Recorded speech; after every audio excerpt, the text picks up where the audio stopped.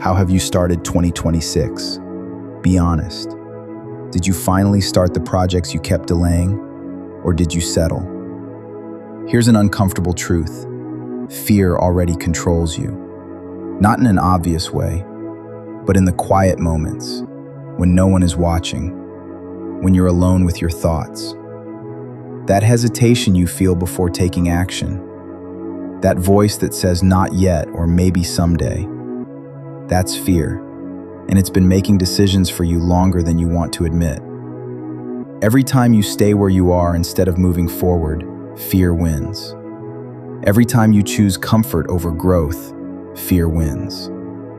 So let's stop pretending this is about motivation. This is about control. And right now, fear has it.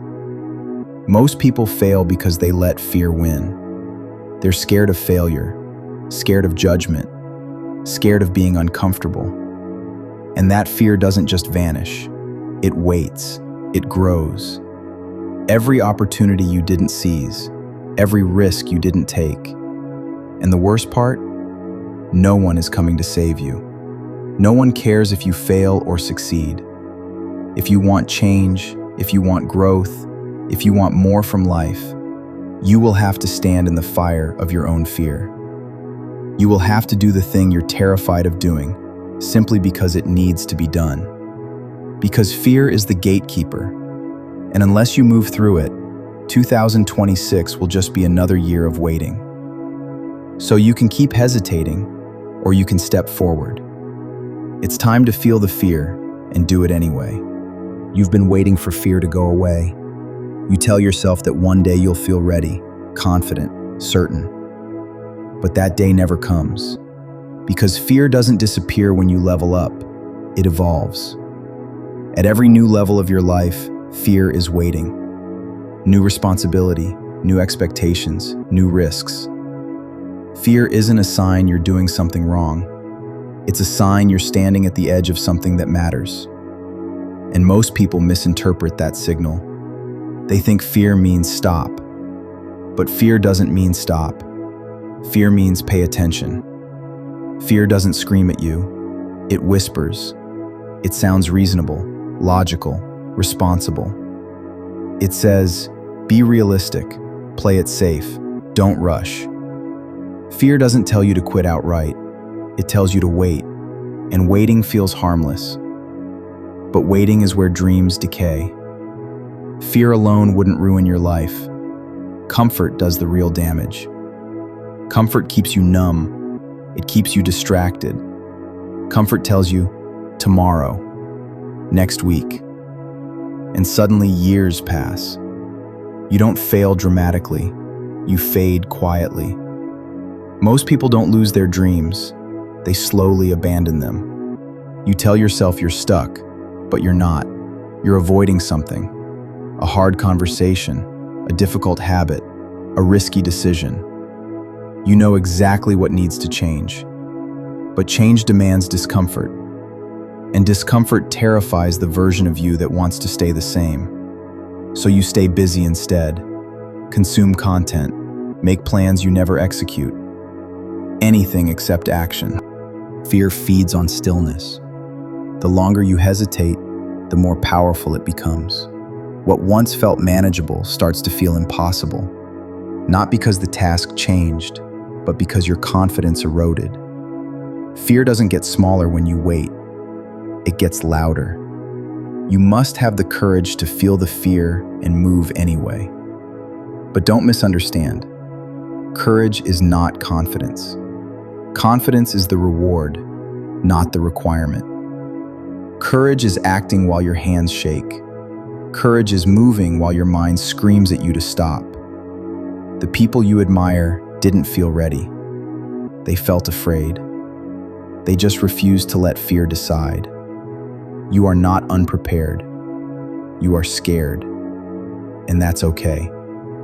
But don't confuse fear with not being ready. Because readiness comes after action. You don't think your way into a new life. You move your way into one. Fear hurts now, but regret hurts forever. Fear lasts minutes, hours, maybe days. but regret lasts a lifetime. The pain of discipline stings briefly. The pain of regret destroys slowly. One hurts temporarily, the other haunts you for life. And deep down, you already know which one you're choosing. The first step feels unbearable. Your habits fight back. Your mind creates worst-case scenarios. But fear exaggerates beginnings. It wants you to believe this step will destroy you. It won't. But avoidance and procrastination will. Fear stands at the entrance of every meaningful life. Every breakthrough, every transformation, every level up. And fear asks one question: how badly do you want this? Most people answer by turning back. Not because they can't do it, but because they won't tolerate discomfort. You don't build self-trust by thinking positively. You build it by showing up when it's hard. By doing the thing you said you would do, even when you don't feel like it. Every time you act despite fear, you send yourself proof, and that proof will build your confidence. Fear will always ask for compromise. Just wait a little longer. Just be cautious. Fear doesn't want safety. It wants control. And the moment you stop negotiating, the moment you move anyway, fear loses power. Fear is not logical, so stop trying to outthink it. You don't defeat fear with reasoning. You defeat it with action. Messy action. Imperfect action. Movement is the antidote. Those who succeed are not fearless. They are not lucky or chosen. They are simply willing to feel uncomfortable longer than most. They accept fear as part of the process, not a reason to stop.